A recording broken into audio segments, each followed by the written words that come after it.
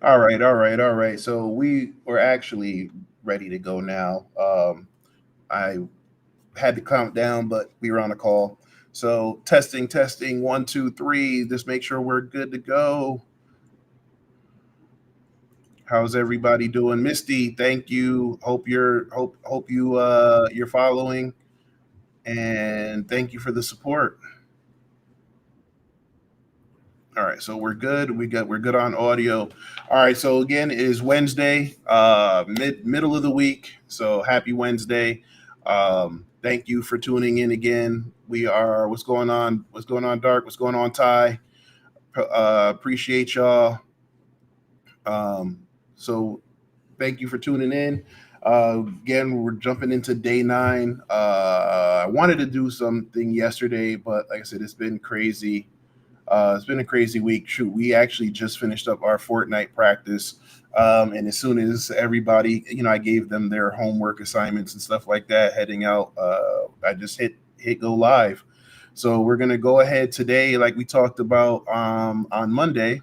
We're gonna go ahead and cover Windows Fundamentals 3, and then we're also going to cover basically how the web works. We're gonna cover those two tonight, and then we should be in good shape.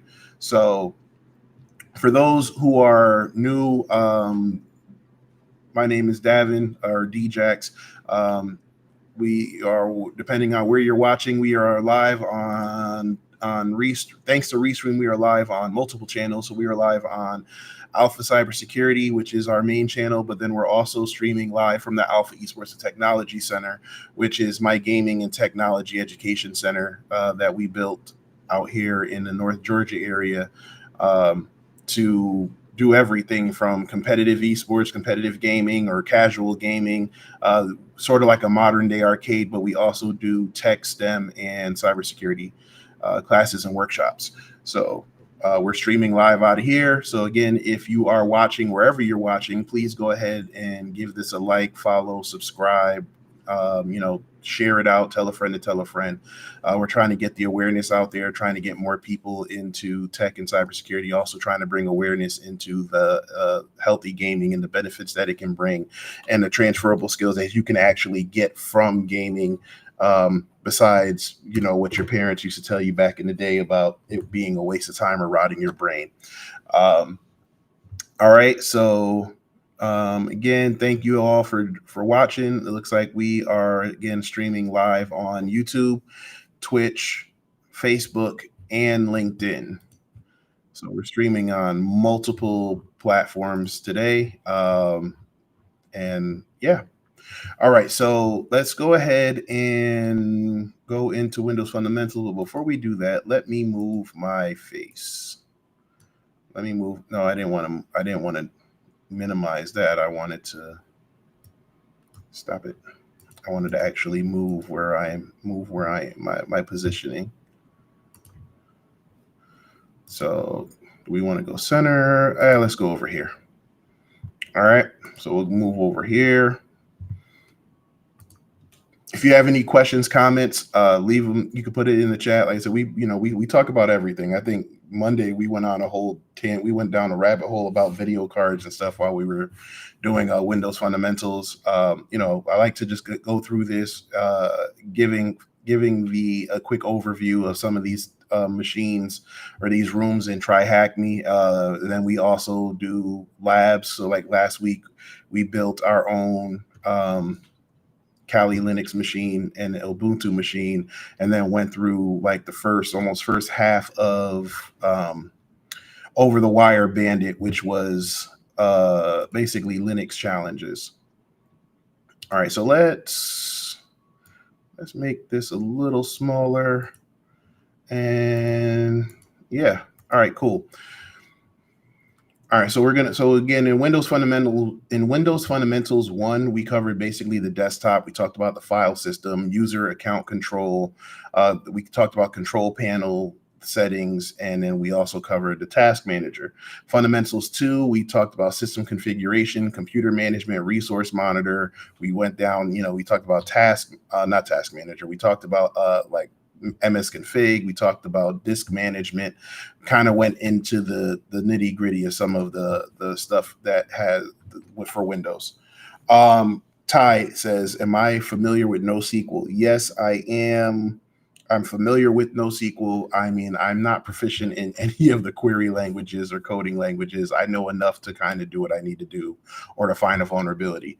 But yeah, I'm familiar with NoSQL because I had to learn about NoSQL when I was teaching myself API security and API pen testing. What's going on, Elsa? How you been? It's been a while.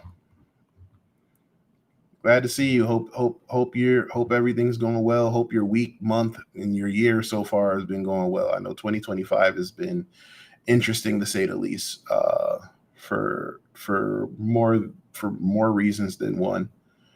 All right, so we already went ahead and started up the virtual machine, which is what you see here. So everything is loaded up there. So here we're going to, it wants us to talk about Windows updates.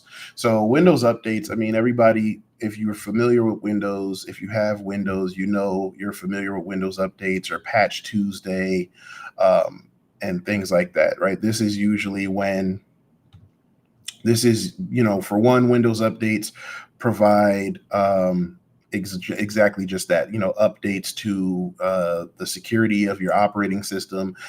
It fixes flaws in other Windows, in the operating system or other Windows programs and applications. Patch Tuesday is usually the second Tuesday of the month. That's where they usually push out any patches or updates as well to the operating system. Again, any configuration files, any settings, you'll usually get that. If there's like a major incident or a major update that's needed, the Windows will then also try to push that out immediately. But usually you'll get updates on a semi-regular basis, and then Patch Tuesday is usually, you'll get more on those days. So let's see. How beneficial is forensic knowledge into pen testing? Ty, for me, and I've told this story before. I actually didn't even want to stay in pen testing once I got in. I wanted to use pen testing as a stepping stone to learn more about digital forensics. For me, digital forensics was super interesting. I mean, don't get me wrong, pen testing, I love the challenge of pen testing. Pen testing is always interesting, trying to figure out how things work and how to get them to do something that they weren't intended to do and things like that. But digital forensics for me, especially when you're doing it in an investigation form, going into trying to find the details of what happened, how it happened, or even if it's a crime that you're investigating, getting into the mind of that attacker, right? When I got my first digital forensics certification, they actually made us go through an investigation for a case. Well, it was actually a case that was solved, but they gave us, like, they cloned the hard drive and made us go through the whole investigation process. And to me, that was always cool and really interesting and something that I wanted to do. At that time I was living in the Northeast, and the only digital forensics professionals were in law enforcement. So I couldn't get the job because I didn't want to go basically work for the feds or work for the local police department. By the time I started that career, my time in service had stopped. And I already served in the military. I wasn't about to go back and do that. And then on top of it, to go work in law enforcement or go work for the federal government at that time, not as a contractor, but as like a federal employee, like the pay was significantly less than what I was getting paid as a pen tester. So I didn't want to basically have to start all over again and go to the police academy or go to Quantico or whatever for the Fed, to become a Fed just to do digital forensics. So I just kind of stuck with pen testing. But full circle, I feel like iron sharpens iron, or steel sharpens steel. I feel like just like when I got into pen testing, I wanted to learn everything there was about being a sysadmin, or how to navigate a Windows system, because I felt like it would help me navigate a Windows system when I worked on when I started doing pen testing. And same thing with forensics. I wanted to know the ins and outs of Linux and Windows and the file configuration or file systems and configurations and all of that.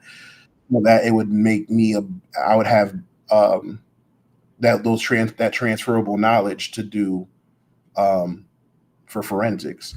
And I mean, at this point in my career, like I said, I still keep up with forensic stuff, but it's not for career. It's just more for my own thing. Like I said, I'm thinking about teaching that course, but like I said, I don't have a lot of career experience in it. So I did a little bit for a little bit, and then after that, I stuck with pen testing. I've been grinding on the new Security Plus at the Security X. Okay. Oh, that's right. CompTIA does have that Security X thing now, right? And you pass UISA plus that. Okay, that's dope. That's dope. I've been entertaining threat researching, trying to figure out my foothold. Man, look, like I said, just whatever speaks to you. Whatever speaks to you. All right. Hold on one second, folks. Let me take this call. I'll be right back.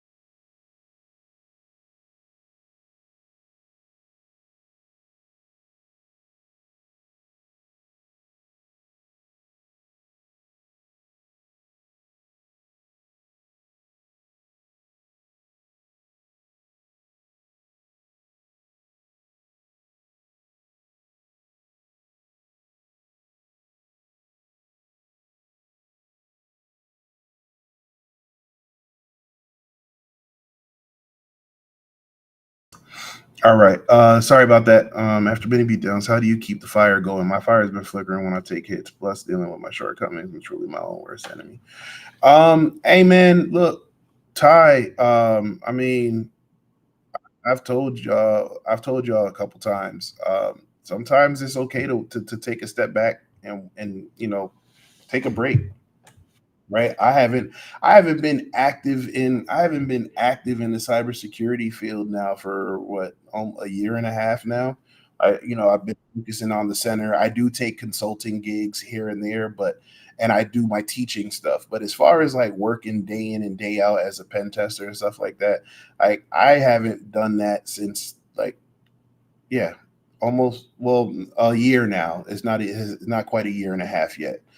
Um, and it's not and yeah, it's not so much about the fire. It's just, again, it's just kind of knowing what you want to do.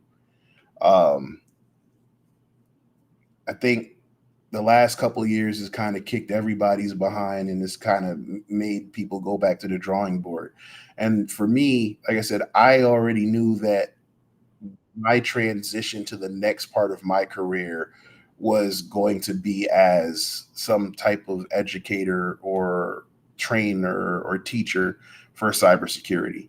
And, I used the setbacks that I was going through as an opportunity to just kind of speed up that process, right? I wasn't quite at, 2022, 2023. I didn't think I was quite ready to make that transition yet. Shoot, even in 2023, when I first started building out this Alpha Esports and Technology Center, um, it was still something that I was doing on the side. So I would work my 9 to 5, and then I would come here and basically be here, building everything out. And the goal was that I was going to build it out and get it to a point where, I could hire, part-time staff, or have some interns, or have my kids even working here. And I would just kind of check in after my workday. And then because I got laid off, it forced me to speed up the process. So I didn't have the money and the resources to go ahead and hire people or pay people, so I had to do it myself. um you know so because of that, like I said, it allowed me to basically take that break that I needed from the day-to-day ins and outs of pen testing, or cybersecurity, right? Like, I tell people all the time, I love being a hacker, but I don't care for the business side of cybersecurity, right? Like, I'm old school in the sense of, or I'm not old school, but I got into cybersecurity to help people, right? I got into cyber. My first real responsibility in cybersecurity was helping. I was working in a school system, and I was helping the kids in the special. I was helping special education kids with special needs. So, my career has always been in, with to help people, and yeah, making money, but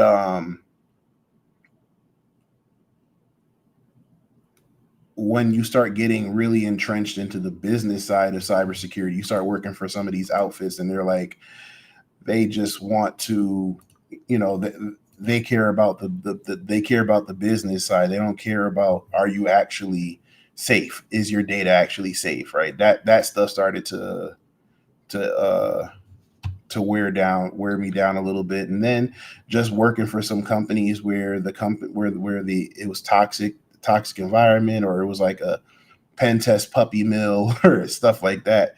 It just got to be a lot. And then, like I said, then the economy did what the economy did. And like I said, I got laid off, and I didn't really go back full time. I picked and chose my spots when I wanted to do certain gigs or certain consulting things. I made decent money doing that. Like, and then that really opened my eyes to working as a consultant versus working as a W-2 employee, right? And now that's kind of spoiled me now. So now I'll take on more contracting roles or more short term roles, you know, get a quick bag and come back to, building out the center, pay my bills, and go back to building out the center. So that's so again, it's just realigning with what you want to do, and just understanding that sometimes the path isn't straight and narrow. The path sometimes deviates. There's detours, there's hills, and there's peaks and valleys, and sometimes you got to circle back and double back. Sometimes you got to pull your behind over and take a break. You just got to be okay with it. All right. So enough of the rant. All right. So Windows updates, like I said, you can go to Windows updates by going through the settings. So here you just click the Windows icon, click this the cog for settings, and then if you scroll down, you could go to update and security, right? And then you can check for updates. Now, because this is a virtual machine and this isn't our stuff, we're not going to go ahead and actually check for updates. But and if you wanted to look for updates elsewhere, you could just bring up the command prompt, or you could do, let's see, can we do it from here?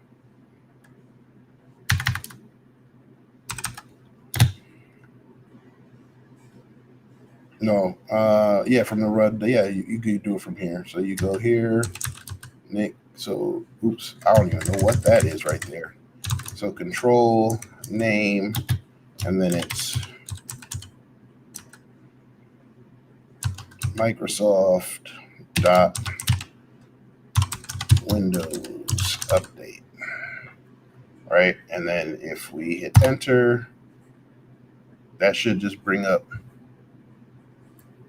Oh, funny thing is, I did it in the wrong box. I did it from my area. So anyway, you could run that command. I actually brought it up in mine. Um, yeah, no problem, no problem, Ty. All right, so it says there's a few things to highlight. So Windows update settings are managed. Like I said, we're not gonna push out any updates. All right, it says throughout the years, Windows users have grown accustomed to pushing Windows updates off to a later date or not installing updates at all. Various reasons causes action. One being the fact that a reboot is typically required. So, like I said, I know Windows. I know updates can be annoying, right? Whether it's Windows updates, whether you're doing Mac updates, whether you're doing iOS updates for your iPad and iOS devices, but make sure you're installing your updates, right? You can even schedule your updates to happen, 2, 3 o'clock in the morning when you're asleep, right? Let those updates run. You have to let those updates run because what happens is when those updates get pushed out, those updates are fixing security issues. A lot of the times, those updates are fixing some type of vulnerability or something that they found that was probably done from a bug bounty researcher or a pen tester or just their own staff who looked and saw a hole and was like, "Uh-oh, let's put out this patch to fix it."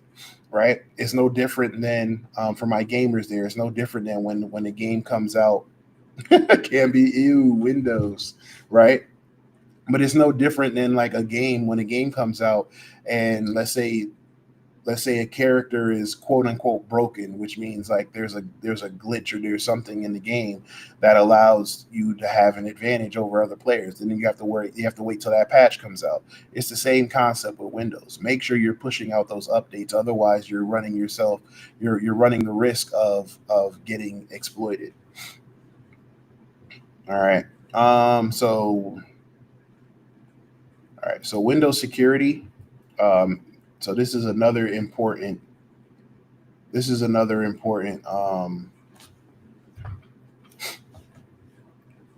thing that you need for Windows, right? You need to make sure that you're using your virus protection, right? If you have antivirus protection, great. If you don't, Microsoft Defender has actually gotten better over the years, um, and and even so, even if it didn't, Mike, it's still better than nothing, right? So make sure, for one, you should always make sure you have some type of antivirus software, anti-malware software on your machines. Yeah, patching latest updates on any service you run in. Yep, exactly. And that's what how I actually prefaced it, Kim. I was saying, um, whether it's a Windows machine, a Linux machine, whether it's a Mac device or an iPad or iPhone or whatever, I know the updates can be annoying. Same thing with Samsung or Galaxy or whatever. The updates can get annoying, but you know, make sure you're always updating them. Again, schedule it for when you got some downtime, right? Like my updates usually go off after 10 p.m. Most times because that for me that's my hard cutoff time from doing anything on a computer, right? Because I try to give myself some kind of balance. So if I don't, so if I am on my computer at that time and it's like, hey, updates need to go and you need to reboot. Usually, I'm not doing something that is super important, or I'm not usually not on that computer at all anyway. I'm usually winding down and trying to go to bed during the week. Or if I do have some free time, I might get on a game or something like that for my research purposes as a coach or just for leisure activities. So try to schedule it for when you have some downtime and then let it run. Put it down and let it run. Make that to be an excuse for you to get off the phone and do something else while it's updating. But make sure those patches and updates get installed. All right, so like I said, Windows security. You like I said, you always want to make sure you have some type of virus protection, right? I said Microsoft Defender isn't always the most ideal, but it's better than not having anything at all. So, and I will, like I said, and I'm not, I'm not a paid Microsoft spokesperson. I already told you I prefer navigating through Linux anyway. But like I said, it's definitely improved over the course of maybe the last like 3 years or so. It's definitely gotten better. So anyway, so in Windows Security, you have your virus and threat protection. So this is your Microsoft or Windows Defender. You have your Windows Firewall and network protection. So this is your Windows Firewall. Any app and browser controls, and then you have your device security, right? So this is your, whether it's your PC, your laptop, your phone, or whatever. Okay. Um, Usually you'll see a few different icons. You'll see this red X, you'll see this green check, or you'll see like a yellow. So obviously, same thing with new security patches and new telemetry. Yep. Um, so obviously follow the traffic light, right? Red is bad. Red means stop. Yellow, there's a security caution or something, or a recommendation for you to review. So that's like take the time to review it. And then green is good. You're good to go. So if you see red, like for example, in this situation here with the virus protection, it says red, there's actions needed. That means something's wrong. You need to address that as soon as possible. Okay, we don't have anything yellow here, but if we did, that would be, again, that's something that was like, hey, you might want to take a second and review it. Okay, so we're here, Windows Security. So I said that's pretty much that. And then we go into virus and threat protection, right? So with virus and threat protection, if you click it, I don't think it'll give us too much. But right, okay, so here's a yellow for you right here, right? So you see yellow, so they're saying, hey, there's no current threats. But the last time there was a scan was May 4th, 2021. And it was a quick scan. Nothing was found. The scan was only 31 seconds because it was a quick scan and it scanned this many files. So this caution here is probably telling you might want to consider scanning, running another scan. You right, Code? What's going on, Lou? Um, Virus and threat protection settings, right? So this is your real-time protection is off, leaving your device vulnerable. So you want to make sure when you have virus protection on, your real-time protection is on. So real-time protection, that's exactly what it says. So your real-time protection is happening in real time, right? So if you go and you download a file, or you go to a website that is not clean, so to speak, and there's an issue, that real-time protection is supposed to jump in and kind of put us and kind of catch you, right? So let's just read it. Real-time protection locates and stops malware from installing and running on your device. You can turn this setting off for a short time before it turns back on. All right. So again, you want to make sure your stuff is protected at all times. Okay. Let's see, what else do they go into?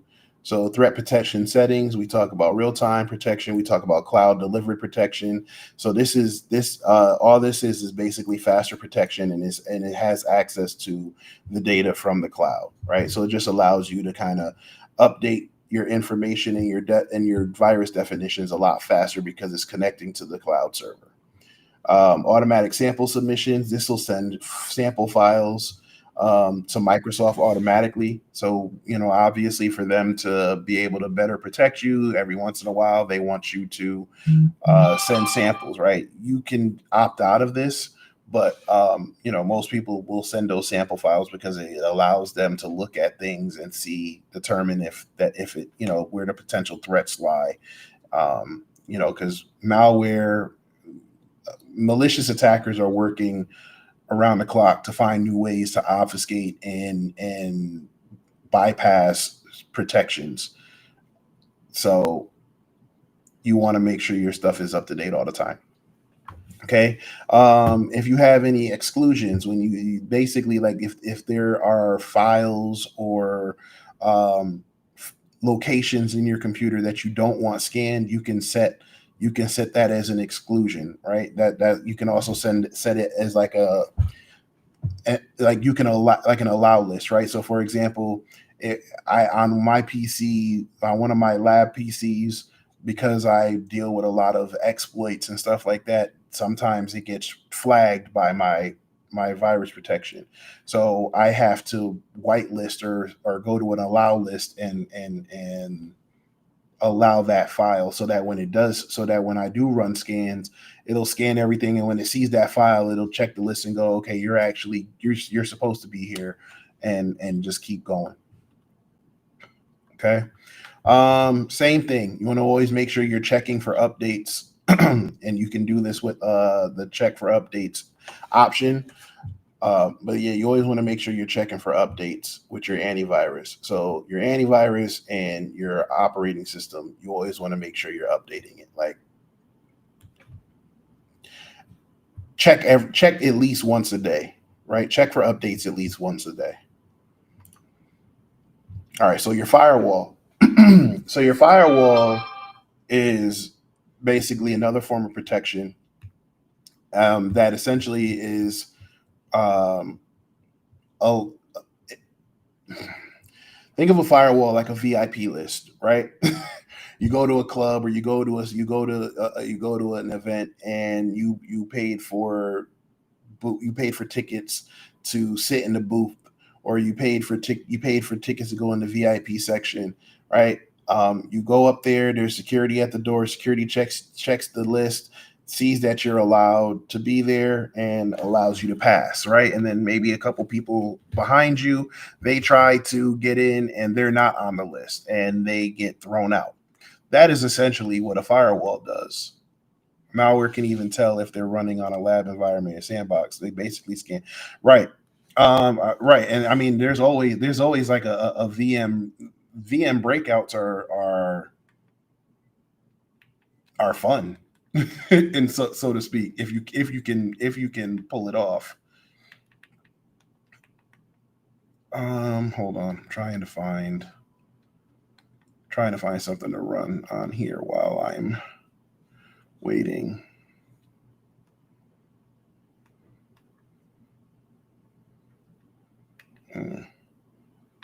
One of my Fortnite players is trying to play in the FNCS thing tonight, so I'm trying to see if we can put that on our stream here at the center. You know, get them some support from the local community.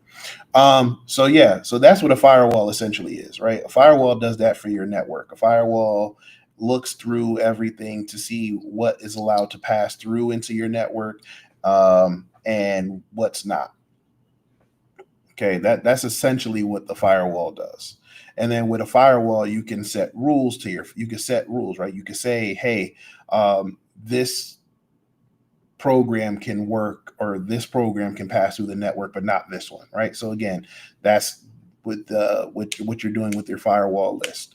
Okay, so firewall has 3 different profiles. They have a domain profile that applies to the network, where anybody can where the host system can authenticate to a domain controller. So if you ever worked for a company and you log in with onto a Windows machine, and you just type in your username and password, and you're able to log in no matter what computer you're on, right? So like one day you might be working in the front of the building, next day you might be working in the back of the building, whatever the case may be, but no matter what computer you log into, you're able to just type in your username and your password, and you're good to go. That is authenticating to a domain, right? And what it's doing is you're putting in your username and your password, and it's checking the credentials to the domain controller. And a domain controller is essentially, like I said, a server that houses all this information. It checks it and goes, oh yeah, they're good. They can log in, and here's their configurations, here's their files and their desktop settings. Okay, so you can set your firewall profile for the domain. The private profile is a user assigned profile, and that's for home networks, right? So like my home network, I have private firewall. So you can set the PCs individually. And then public profiles, this is if you're outside using like public internet, right? If you're like, you go and connect to a hotspot somewhere, or you go to a Starbucks or a Barnes and Noble, and you get on their internet, that profile is used to protect is used the firewall profile is used to protect something like that. So obviously each configuration has their own level of settings and things and configurations that you need to worry about. Okay. Um, so basically, it says unless you're 100% confident in what you're doing, it's recommended that you leave your firewall enabled. I agree. Remember what we said about the registry the other day? If you don't know what goes on in the registry, then stay out of the registry. Same thing with the firewall. Don't make any changes to the firewall. You don't need to make any changes to the firewall, especially if you don't know what you're doing, right? If you do know what you're doing, then you still want to make sure you you still want to make sure that your whatever changes you make are indeed the changes you're looking to do, and it's only changing what you need, right? So follow the principle of least privilege. You're only allowing the firewall to do what you need it to do. Don't just turn off all protections on the firewall because you want to be able to run Steam on your computer at school or some crap like that. Does it act like a VPN? No, it doesn't act like a VPN, Ty. It's just more like I said, it's just a protection. Like I said, it's literally like I said, it's literally like a bouncer sitting in front of a club and you're trying to get in. That's that when you think of a firewall, just think of somebody sitting there going, who are you? Are you supposed to be here? Let me check. And it checks the firewall permissions and it goes, oh, okay, yeah, you're good. You can pass or you can't. Right. But if you don't know, if you have no reason to mess with the firewall, don't mess with the firewall. Right. It's just like people who try to, they open up port forwarding and stuff like that because they want to access, they want their internal network to access the external network because they want people to be able to access their Minecraft server, right? Like I just had that situation here at the center. I have a Minecraft server, and instead of doing port forwarding, I set up a VPN so that my kids can just access the Minecraft server that way. Or it's not even so much, it's kind of a VPN, but it's a tunnel. It's a protected tunnel, but it allows them to connect to it from anywhere rather than me opening up a port and leaving that port open to anybody. All right. So that's essentially your firewall settings. So like I said, if you don't have to mess with the firewall, don't mess with the firewall. All right. App and browser controls.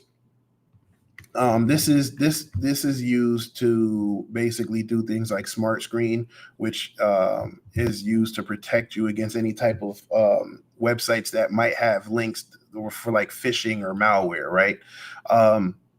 I'll give you an example. Let's say, actually, I'll give you an example of a consulting gig I just did. A young man called me and said, hey, I think my accounts were hacked. I said, well, what makes you think that? It's like, oh, it looks like somebody got into my account, changed all my passwords, and locked me out. I said, well, then yeah, you definitely got hit. So what happened? Well, the user found somebody online, or I'm not quite sure how they came across this individual, but the person said they had a Roblox community, and they were also going to, help them get, Robux, which is the currency used in Roblox.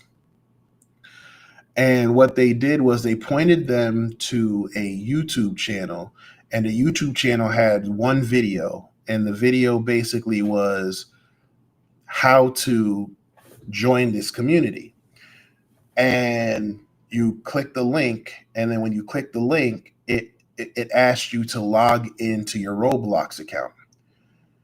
So the user clicked the link, went to Roblox, and he logged into his credentials, and then shortly after that, he was no longer able to access his account.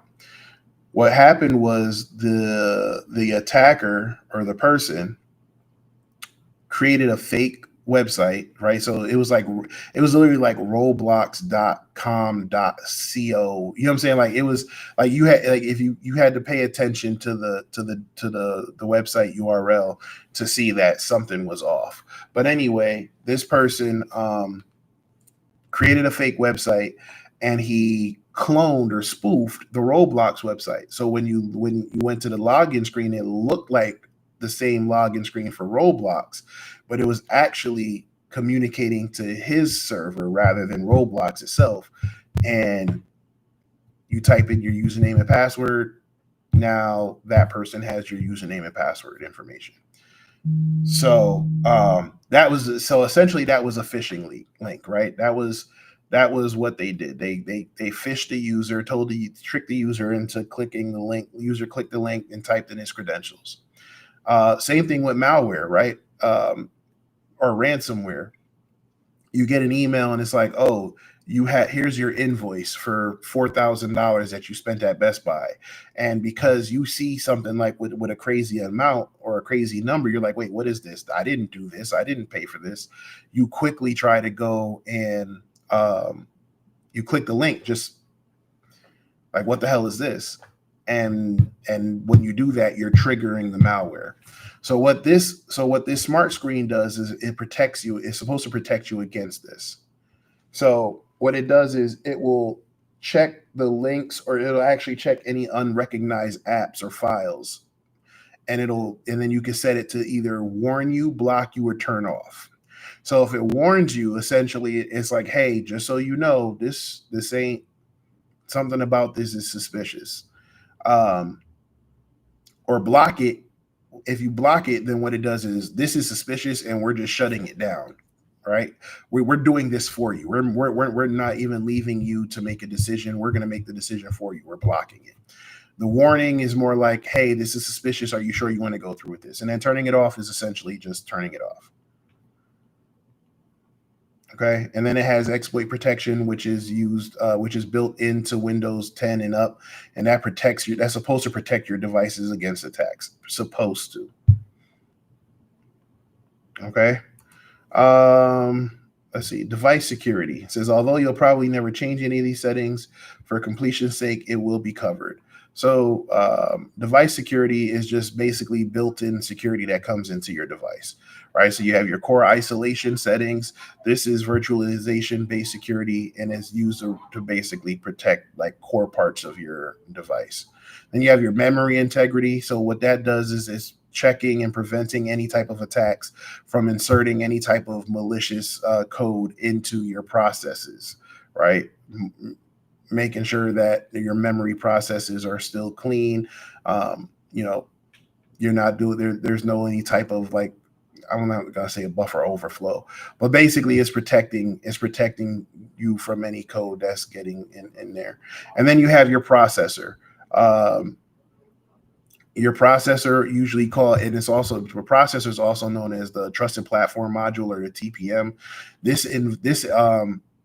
This provides encryption. So if you remember earlier, or one of the Windows fundamentals things we talked about BitLocker. Actually, I think that was Windows Fundamentals 1. We talked about BitLocker, and BitLocker is the disk encryption module for Windows.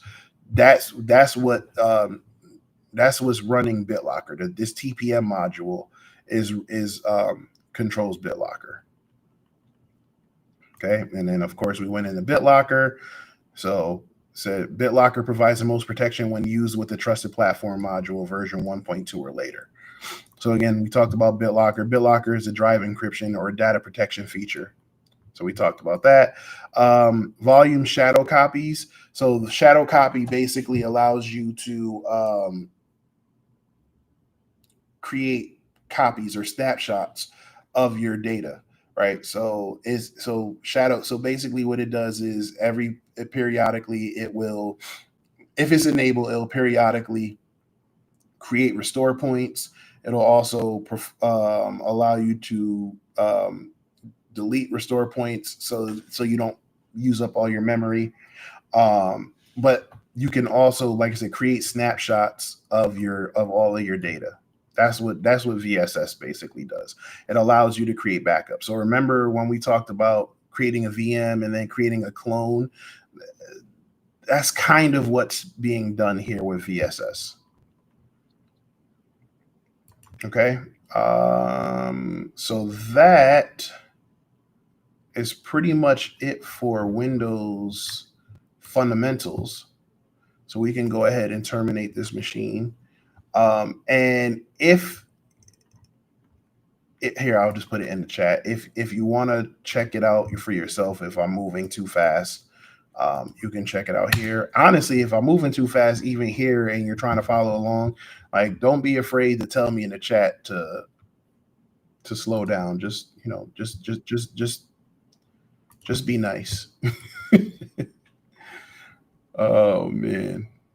All right, so we've covered introduction to cybersecurity. We've covered network fundamentals. We did Linux fundamentals, and then we went and built a Linux machine, and then we did Windows fundamentals. We're not going to build a Windows VM because, like I said, most people are familiar with Windows already. But now let's go ahead and start with how the web works. So we're going to be covering DNS, which is essentially how internet services work. We'll cover the hypertext transfer protocol, or HTTP. And then we'll go into how websites work, and then we'll put it all together. So I don't know if we're going to cover all of that today, but we're definitely going to try to see how much we can in the next 30 minutes or so. Okay, so for one, there's a video on DNS. If you want to watch it, you can, like I said, you're more than welcome to check out this room here. But DNS is known as the domain name service, right? So think of DNS like a phone book. And I know phone book might be something that is foreign to some of our viewers, right? But a phone book back in the day was how we had to get our information, right? We had to look it up in a book in alphabetical order and get the name of the person or the business, and have their phone number was listed there. For our younger folks, think of it as basically your contacts list in your phone, right? So you have your contacts, and then you have their phone number, right? And now once you save the phone number as that contact name, anytime you type in that phone number, what happens? When you hit send or you hit dial, it's going to look up, it looks at it and go, oh, this number based on your contact list, that's mom, or that's dad, or that's this person or that person. Essentially, that's what DNS does. DNS takes the IP address of a website or a domain, and looks and attaches it to a name, right? So you have your DNS settings. So for example, if you were to go to google.com, right? If you go to google.com, yeah, it just looks like google.com. But what happens is on the back end, it's checking the DNS settings for what IP address, or what IP address falls under google.com. Okay, so just to kind of read it through, and much like every house has a unique address for sending mail, every computer on the internet has its own unique address to communicate, and it's called an IP address. IP address looks at the following settings, right? 4 digits ranging from 0 to 255, separated by a dot or a period. When you want to visit a website, it's not exactly convenient to remember the complicated set of numbers, and that's where DNS comes in. So remember, that's what we said. So instead of typing in 104.26.10.29, you can just remember tryhackme.com.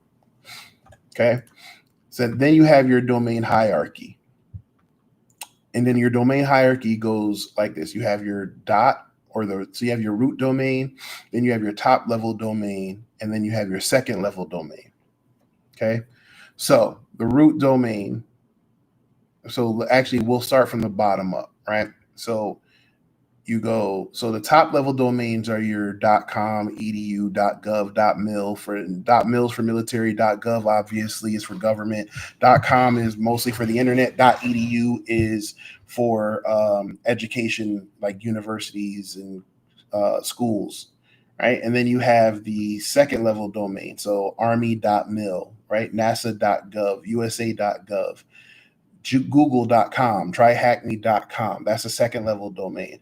And then there's usually a dot after it, but we don't see that. But that's the root level. That's the root domain. Okay. So it says here, so a top level domain is the most right hand part of the name. So for example, tryhackme.com, the top level domain is .com. There are two types of TLDs. There's a generic top level or country code top level domain. Historically, a generic top level domain was meant to tell the user the name's purpose. For example, .com would be for commercial purposes, .org for organization, .edu for education, .gov for government. Country code would be for geographical purposes. So .ca would be Canada, .uk for United Kingdom. Due to such demand, an influx of general TLDs ranging from online, club, website, biz, and so many more. So for example, my center is alphaesportstech.com, but Alpha Cybersecurity is actually alphacybersecurity.tech, and there was a whole thing about that, but whatever. Then you have your second level domain. Your second level domain using TryHackMe, if the TLD is the .com, the second level domain would be that TryHackMe part. And that's when registering a domain name, the second level domain is limited to 63 characters, and then the top level domain, it can only use A through Z or 0 through 9 and hyphens. You can't start or end with hyphens, and you can't have consecutive hyphens, right? And then you have your subdomain. So your subdomain would be like if you did admin at tryhackme.com, right? So that admin would be the subdomain.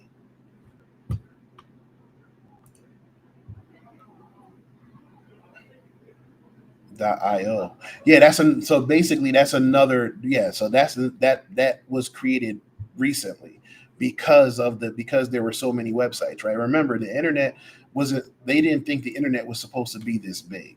So yeah, so .io came later.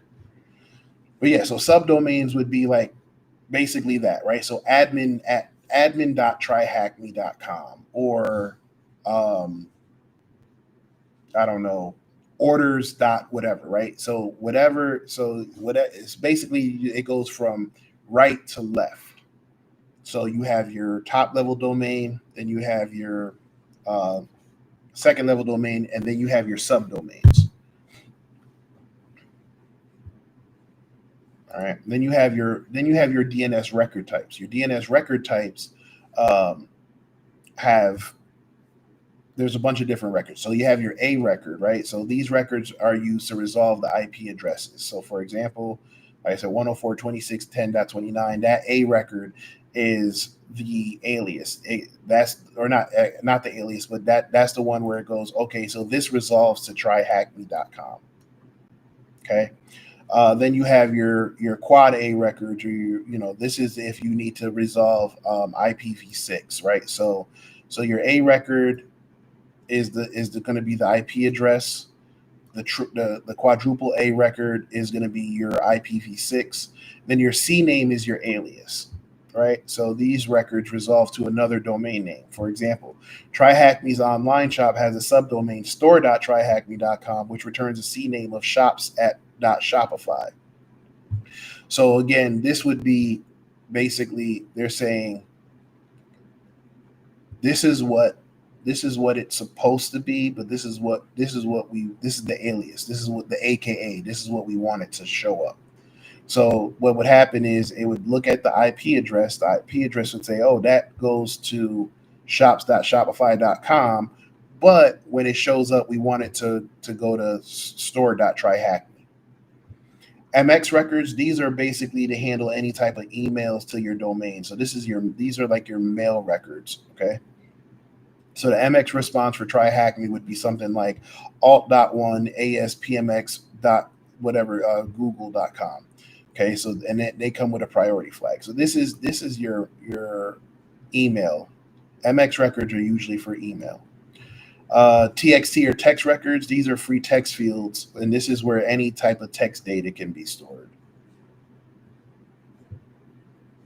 All right, so now when you make a request, When you make a request, the first thing you do is your computer checks the local cache to see if there's been a previous looked up if it was if the blah blah blah. When you make a request, before it goes out to the internet, it's going to check locally to see if that address has been used, right? So you type in tryhackme.com, your computer has a cache, has a memory cache. So it's like memory storage. So anytime you've browsed anything, it keeps stuff locally at first. So what it does is it checks locally, and then if it checks its records locally and the local records don't add up, then what it does is it will check the recursive DNS server. So that's usually your internet service provider, right? So we have, I don't know, let's say we have Comcast. So if I type in tryhackme.com, is my computer is going to check locally first. If it's not there, then what it's going to do is it's going to go check the servers at Comcast and say, Comcast, do you know this IP address or do you know this information? Okay, because that server also has a local cache of recently looked up domains. Okay. If that doesn't work, then what it does is it checks the root server um, on the internet. And their job is to redirect you to the proper top level domain, depending on what you're looking for. So in this one it says if you use tryhackme.com, it'll say, okay, did you check locally? No, it's nothing here. Did you check the ISP, the recursive DNS server? Nothing here. Okay, here. Now we're here. We're at number 3, the root DNS server. It's going to look at that top level domain of .com and then say, okay, so you want to look for a .com address? Cool. And now it's going to try to push you to the right server that deals with the .com address. So essentially, it's going to go, hey, who handles .com? I do. Cool. I'm gonna send you over there. And you go over there and it's like, how can I help you? Oh, I'm looking for tryhackme.com. Then that goes into the authoritative DNS server, right? Oh, I'm sorry, I skipped a step. So once it goes to that server and then the authoritative server, it says that's the name server for the domain. So now that one is going to look and say, okay, try hack me. Okay, here's all the tryhackme.coms, or here's the information for tryhackme.com. Then the authoritative DNS server, this is the one that's responsible for storing that information. So what happens now is it goes, hey, I'm looking for tryhackme.com. Do you know the computer? Do you know where it is? No. Okay, now it goes out to your internet service provider. Hey, Comcast, where can I find tryhackme.com? I don't know. Here, boom. Now you go out to the root DNS server. The root DNS server says, okay, you're looking for tryhackme.com. Okay, yeah, that's over here. That's this information. And then when it goes down here to the authoritative server, the authoritative server says, yes, I know where it is. Tryhackme.com, it's this IP address. Boom. Now you got that. And then when it's done, it says, okay, now we're going to put this information back to your local computer so that you now don't have to go through this whole process anymore. Right? So using the phone number example that I talked about before, you meet somebody and you guys exchange phone number and from your phone numbers. So the first time you need to do that, you go, hey, what's your telephone? Hey, what's your name and what's your phone number? My name is Davin. My phone number is blah blah blah blah blah blah blah. So now so that's basically what you just did here, right? Hey, what's your name? What's your number? I don't know. So I got to get it put in my phone. So now you go to the recursive server. Let's say you ask somebody else. Somebody else said, I don't know. And then you ask a third person. They say, oh yeah, I know who Davin is. Davin's over here. And then Davin, you come to me and I'm like, oh yeah, I'm Davin. This is my phone number. Now you have all that Now you have that information stored in your phone. So now the next time you go to call me, you already have it locally stored in your phone. So that's essentially DNS. All right. Um, So now it wants us to do, it wants us to look up, we're going to type in the DNS type, and it says subdomain. So we're going to do an NS lookup of shop.website.thm.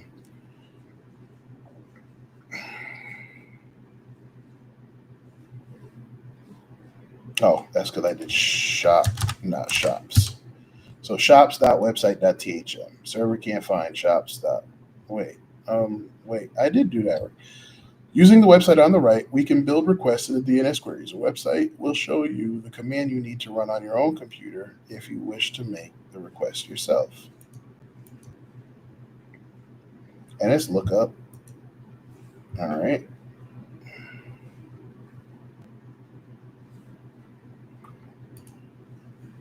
Oh, that's why.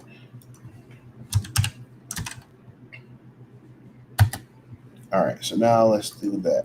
So now we're looking up the not okay. So remember, the C name would be the alias, right? So we did C. Hey, what's the C name, or what's the canonical name of shop.website.thm? So it looks it up, and then it gets the answer from the non-authoritative, and it says that's myshopify.com. Okay, if we wanted to look up the text record of website.thm. Remember, that's any data that can be stored in a text file. Okay, and then it says what is the IP address for the A record of website.thm. We just hit that right there, and then it gives you, remember, so website thm.thm resolves to or 10.10.10.10. Okay, so that is it for DNS. We can go ahead and get up out of there. We're done with that. I'm wondering, well, 7:21, so I think that this might be a good stopping point, because before we get into HTTP and HTTPS, and then we got the different responses and requests. Yeah, let's go ahead and stop here. I know I said I wanted to get web fundamentals, all the web fundamentals done, but we'll go ahead and stop with DNS. So I'm actually going to call it.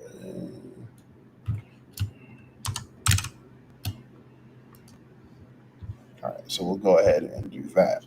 So, yeah, I think this is a good stopping point. I know we're only an hour in and whatever, but I'm going to close up shop, and I will be here with. I'll be back. I believe I'll be back tomorrow, but we're gonna get through. We're gonna get through the rest of it, so we can start getting into some of the more, I don't want to say the more interesting, because I mean this is all important, but basically I want to get so we can start getting into some of the meatier content that we need to get into, right? Like I said, I want to look at. I was thinking about that the other day. We might just skip command line.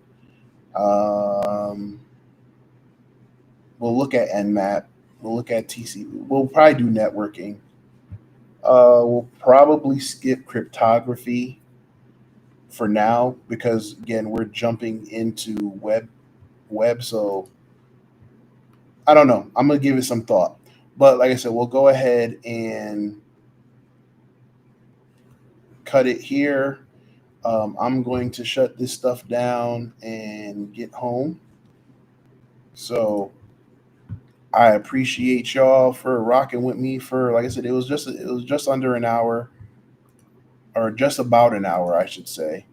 But I say, yeah, we're gonna go ahead and call that a night here. Like I said, I didn't expect Windows. I didn't expect to kind of it to take that long. And like I said, I mean, honestly, I just finished coaching practice and going over that stuff, and my voice is a little tired. So I'm gonna go ahead and grab me something to eat and get up out of here. So y'all be safe, and I will see you all tomorrow. Thanks for watching, and I'll check y'all later. Peace out.